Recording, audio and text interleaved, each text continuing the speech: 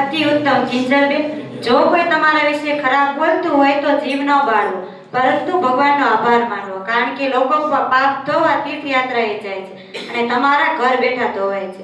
જાણવા જેવું પૂર્ણ કર્યા બાદ પ્રશ્નોત્તરી લઈને આવશે ધરતીબેન.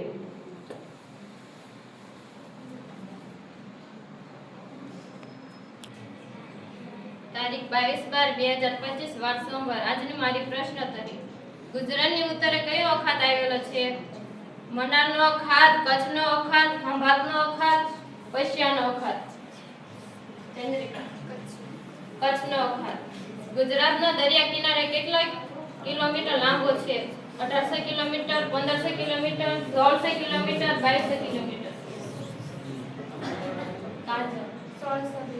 સાચો જવાબ 1600 કિલોમીટર. ગુજરાત રાજ્યમાં સૌપ્રથમ સૂર્ય કયા જિલ્લામાં દેખાય છે? પંચમહાલ, વડોદરા, દાહોદ, અમદાવાદ. સુમિત્રાજી, દાહોદ.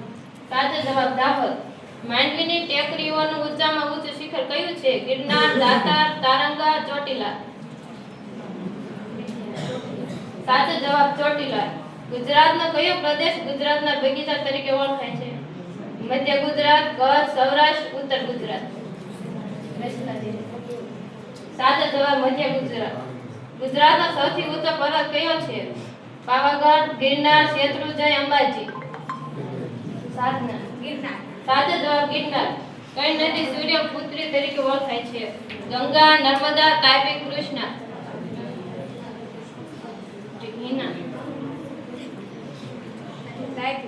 સાચો જવાબ તાપી.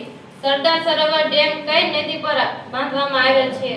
કૃષ્ણા નદી, મહાનદી, કાવેરી નદી, નર્મદા નદી.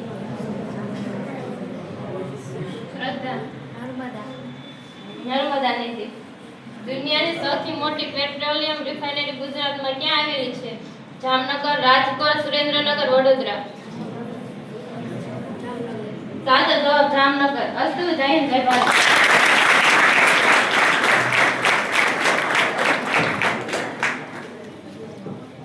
સરસ ધરતીબેન. વાગે ઘાવ તો લોહીની ધાર નીકળે, લોહીના દરેક ટીપે એનો ઉધાર નીકળે. 100 જન્મ સગડી પૂજી લઉં તોય મારી માયમાં લેણદાર નીકળે. અસ્તુ. જય હિન્દ, જય ભારત.